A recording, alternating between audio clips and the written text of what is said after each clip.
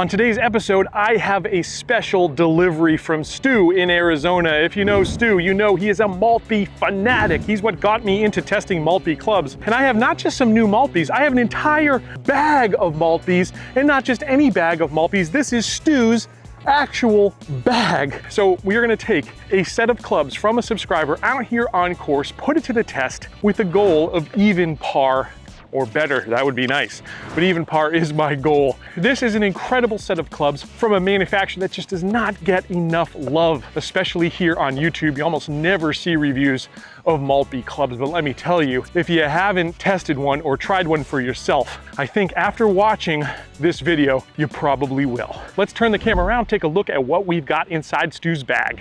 All right, now having a look inside Stu's bag, here's what he's got for a driver. That's the KE4 TC Max. He's got it at 10 degrees, nice deep face there. This is forged titanium, they say. This crown is beautiful. It's a nice matte finish here with the gloss up front. I like this a lot better than the regular KE4 Max driver I tried. At least by looks like a winner. Big tungsten weight back there. In terms of shaft, he's got the MPF Pro Series. This is a Maltby shaft. Maltby playability factor, to be exact.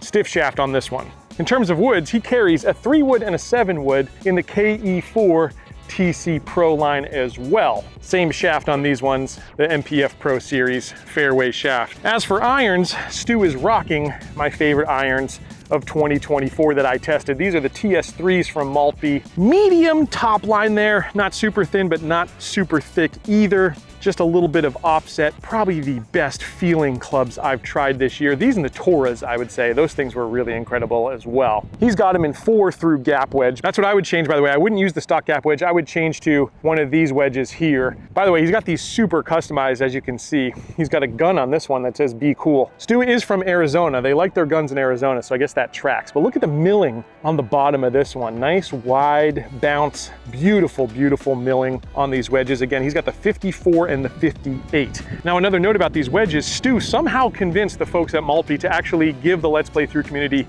a set that I could give away. That is huge because Maltby won't even send me a set of clubs to test. They don't believe in polluting the reviews, that sort of thing. They've got their own set of values at that company that I admire for sure. Any of the Maltby clubs I've tested on the show were not given to me by Maltby to test. They were loaned to me by fans and folks in the community here in Let's Play Through. So that's an amazing thing that Stu got Maltby to actually give us a full set of a 50, 54, and 58 degree wedge to give away to one of you. I'm gonna leave that link down in the description. That's pretty awesome. Now, it wouldn't be a full Maltby set without a Maltby putter. Now, I've never tried a Maltby putter, but I'll tell you what, this one looks pretty darn good. It's a mallet style. The milling on this thing, really nice looking. Definitely machine milled, but beautifully done. This is the PTM5 Tour Milled Pure Track. He's got a little extra lead tape here to give it some more heft there towards the back of this club. It's a face balance putter, as you can see, and it's got a graphite shaft on it, an MPF Pro Series graphite shaft. So let's head out to the first hole here. It's a par 4. There's some water that comes into play, so I'm actually gonna try 7-wood here off the tee. It's a club that I never carry in my bag, but we'll put it to the test here right away. I gotta say, nice trajectory out of that one. And we should be right here in the middle with a low iron in our hand. That's the way you want to start. What a beautiful day on here. All right, I've got 154 to this elevated pin. A lot of water to carry there on the right. So I'm gonna kind of aim middle of the green, I think. 8 iron in hand. Oh, my club got snagged down there. And that one went left, so we're gonna put the wedges to the test early in this round. I hate that. It happens in the Bermuda quite a bit, where I draw the club back and it kind of grazes the grass there, and it just takes my swing off plane. Looking forward to trying out these wedges with that milling on the bottom. I absolutely love that. Similar to my irons that are in my bag, the Adels. I love the milling on the bottom and the sole relief. Cuts through the turf so well. Again, this Bermuda can be sticky, as we just saw. All right, we do have a good lie here on the runway. I've got about 30 yards there to the pin, and I've got 58 degree wedge in hand here. Ooh, that was really nice. We just may save par after all. Stay there, stay there. We got about 8 feet. If I have less than 8 feet, I probably got more like 6 feet here. Uphill, a little left to right. Put a nice stroke on it. That is an unlikely par after that terrible iron shot. So we are off and running here, and hopefully we start to hit some really good shots. No doubt in my mind that I will, actually, because these irons are my favorite irons of the year. I voted them best irons I played all year. They're just so buttery smooth. The feel is incredible. The forgiveness really top notch. Obviously the value is there. What makes these even different from the original test of these irons is Stu has put on a graphite shaft. And I've got to say, it now feels so buttery. It's almost too buttery. It's hard to even for me to know exactly where I hit it on the face. It's like hitting a cloud. That's the only way I can describe it. I was hitting a few shots out on the range. It was just so smooth, cut right through, crazy. All right, time to break out the big dog. This is the KE4 TC Max driver. So a little bit different driver that I have tried before on this show. First time I'm trying this one. Now, interestingly enough, I hated the sound of the KE4 Max driver. Really didn't like it. And what folks have done in the Maltby community is actually stuff cotton down into this head. I guess you could do it here through the tungsten port, and it really deadens the sound. All of a sudden, I was hitting a couple out on the range. This feels good. Now, I will say the trajectory is a little lower. Just happens to be this particular shaft, the MPF Pro Series that Stu has on it. He's also got this one cut down a little bit. I believe it's at 44 inches. So I've got to get a little closer to the ball, and trajectory is a little lower with this driver, I've noticed. Probably lower spinning too. But yeah, the sound is so much more improved. Now that one's pushed off to the right a little bit, but we lost a tree in the hurricane over there, so I'm gonna be just fine. Now I definitely lost some distance, but I think I may have hit this tree here, or maybe the tree behind us. So either way, I've got 172. I'm pretty far out here. I'm gonna go 6-iron, and I'm gonna try to hit a fade. There is water short right I have to avoid. There's also a bunker short left that I wouldn't mind being in. So I'm heading right for the bunker, hopefully with a fade. Got to keep it under this tree branch though. It's fading, it's heading right for that bunker, and we're a little short of that bunker, so that's totally fine. We're gonna have to rely on those wedges again. Super important in golf, especially when you have a poor lie, to know where you can miss and where you can't miss. So I saved all the trouble there by aiming out here, and I've actually got a perfect little chip up here. Up the hill, see if we can hit a very similar shot to the first one and put a little more loft on this club. Open it up just a touch, plate off my front foot. Oh, that's tasty. That is so good. I love these wedges. With new clubs, and I test new clubs all the time, wedges are the hardest for me to get used to because they're such a feel club. And when you really got a good feel on your wedges, it's tough to switch too. I finally made a switch this year to some new wedges, but that was not without a lot of deliberation. It is not a small task. 3 foot here. All right, we are headed to a par 3. Still no hole-in-ones for me. How about you? Leave me a comment down below. Let me know where yours was if you've had one. Almost everyone I seem to talk to has had one. It just makes me jealous. 163, there's a little wind in our face this time, so I'm gonna go 7-iron. And I think the play on this one to fade one in, I think that's the best shot shape here. I like that I can do that with these clubs. I can turn them left or right as I wish, and we finally got our first green in regulation. Hit that one a little toe side, by the way. It wasn't a perfect strike. You probably saw I didn't even get a divot, so I hit it a little thin, little toe side, and still made the green. Very forgiving clubs here in the TS3s for the type of performance you get out of them. That forgiveness to feel and distance ratio is, again, unmatched for me, at least this year. If you're interested about stopping power of these irons, there you go. That's a 7-iron. It came backwards a couple of inches. That's why I really say these irons have it all. That's why I ranked them so high. We're decent for distance, but we have a long putt here. I'd say 40 feet, slightly downhill at the end too, so I gotta be really careful of speed. Should be moving a little left to right. Speed's the key though. For the 3rd putt I've ever hit with this putter, we'll see how I do. I came up a little bit short. I would say the ball does not necessarily jump off the face, which honestly I don't mind with putters sometimes because I like to really take a firm, aggressive stroke when I'm close to a hole. And if a putter is too hot off the face, then you get a little bit tentative, and that's when I miss putts. I push them or pull them. So I don't mind it, but as you can see, I did come up, probably 7 feet short there, which means I've got a tough putt here to save par. And I don't want a 3 putt. Let's see if we can avoid that fate. Little left to right downhill again. Oh, burned the edge. That's our first bogey But we're heading to a hole where I think I can make it up. This little stretch of holes, I think, is where I can really score. I've got a par 4 here, then we've got a shorter, kind of mid to shorter par 5, which is at least close to being reachable for me, and then a short par 4 and par 3 after that. So this is gonna be my best chance to score these next few holes, so hopefully we can shake that bogey off. First, let's get a drive in the fairway here. There we go. Again, pretty nice forgiving result because that was not exactly middle of the club face, but that really took off well. Didn't get super high, like I said. With this shaft, this combo I've got here at 10 degrees, it looks like he's got this set at. It's a little low launching for me. But where I hit that was right about here, and that result was perfect. Oh yeah, position A here. We've got 115. A little wind in the face, so I'm kind of in between a gap wedge and a pitching wedge, and when I've never really played this set, I don't know for sure. But in this particular case, I think I'll go pitching wedge, maybe hit more of like a 90% shot. I'll feel a little bit more confident with that. As I mentioned, in terms of wedges, I prefer probably not the set gap wedge. I'd probably prefer putting like a 50 in my bag. That's how I would set this setup, but this is how Stu has his setup, and that's what we're playing. So pitching wedge it is here, 115. Probably playing about 118. Good strike. Oh, it looks good. Oh, be the number. Be the number. Oh, baby. Whew. That was the one. So this speaks to a point that I like to make, and that is you have to be confident with the clubs in your bag, no matter what they are, no matter how many clubs you carry for that matter. For a while, I was not confident with the 3-wood and I took it out of my bag. I played with 13 clubs. That's okay. You don't have to have 14 clubs in your bag. Perfectly okay.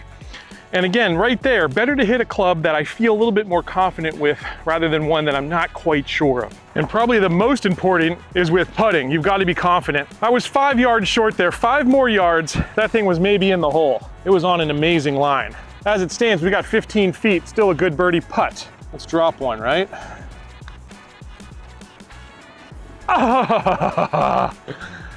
Gave it a run, didn't leave it short, that's for sure. You don't want to leave birdie putts short. As I say, we give ourselves enough opportunities, we're gonna convert. We're heading to a par 5, that's definitely a birdie opportunity. All right, par 5 here along the street. As you can hear to my left, behind these trees, we've got a big street. First step is the drive here. Oh yeah. Gosh, that's good. That's right down the middle. And that's got some overspin on it. This is definitely a low spinning driver.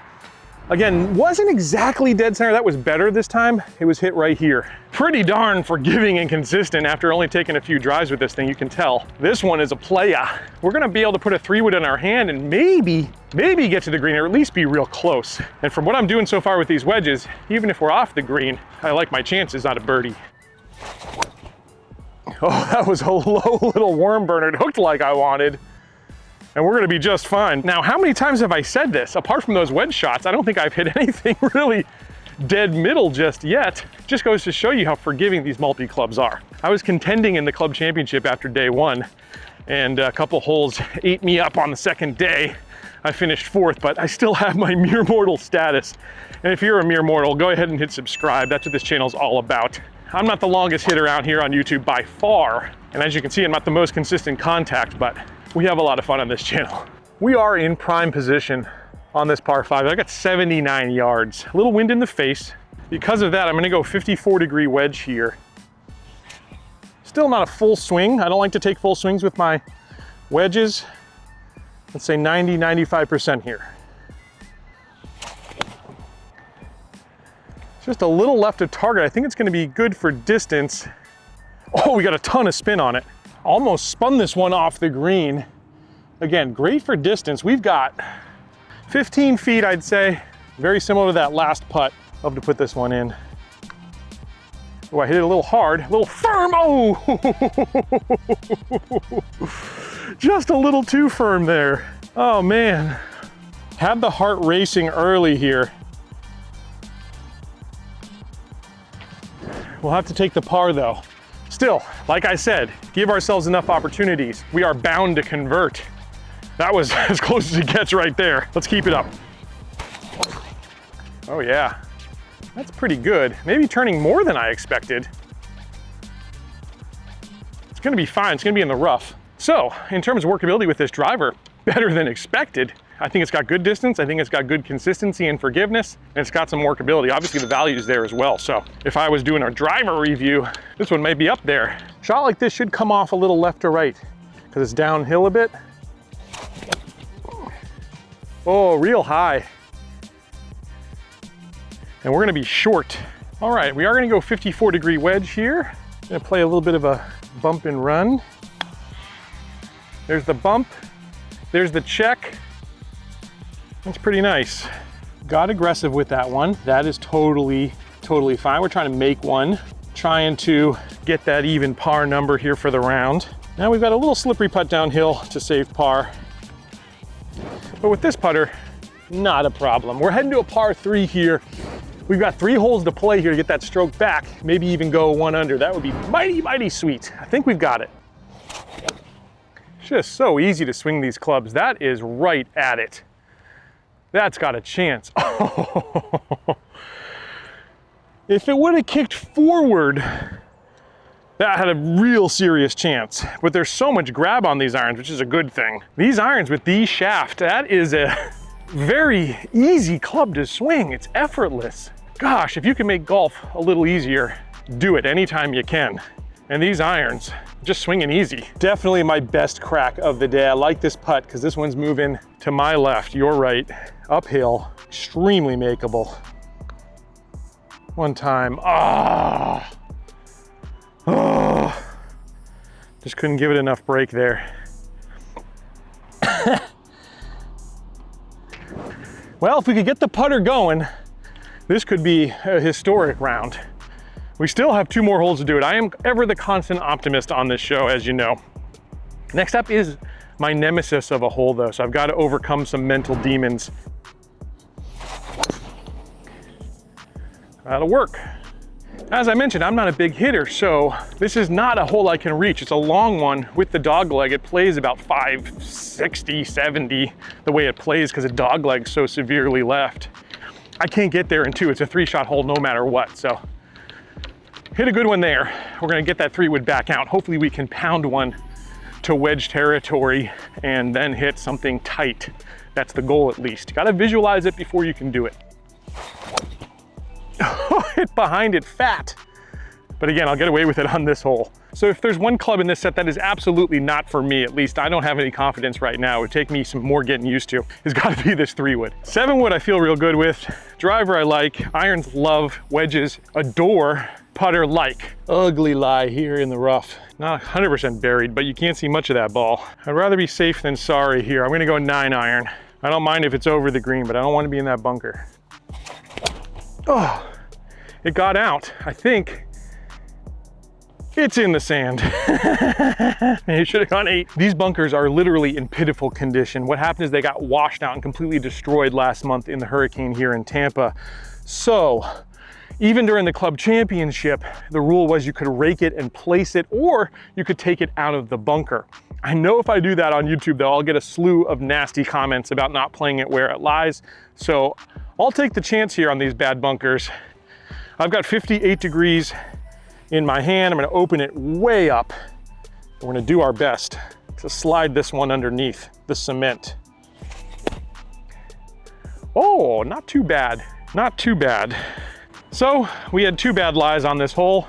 Let's see if we can still overcome it though. We'll call it 15 feet here. Break, break, break, break. No, just stay dead straight. Oh, wow. Well, that means we're gonna have to have an eagle to hit our over-under. But I'll say this, either way, however this hole goes, I've enjoyed playing Stu's clubs here on Let's Play Through. Thanks, Stu, for sending them in. As I mentioned, we've got the contest going for the wedges. I'm in absolute love with these wedges, I've got to say. So again, thanks to Stu for setting that one up for us as well. All right, last hole here, driver in hand. Let's go bombs away. Oh, I did. Now, it's a risky shot, but I gotta get all of this 58-degree wedge. Let's see if we can pull it off. Way up in the air. Go, baby, go. Yes, sir. We are on top. We've got a putted birdie. Kind of the distance we've had most of the day here, 15 feet. Last chance for glory here. Last chance for this putter to come through. Wasn't meant to be. But I'll tell you what, a round of 2 over with a set of clubs I've never used, I'll take that. I'll take that every day of the week. This is a brand you just have to check out if you haven't already. The cool thing about Maltby, honestly, is that you could just order 1 club at a time from them. That's probably the way to do it. With a lot of direct-to-consumer brands, you can't test them. You can't go to a PGA Tour Superstore, Golf Galaxy, anything like that. But with Maltby, you can just buy 1 single club. I think it's worth a shot. These TS3 irons are amazing. The wedges, I really love, and everything they do. Really good value. Thanks again, Stu. I'll catch you guys back here next time on another edition of Let's Play Through.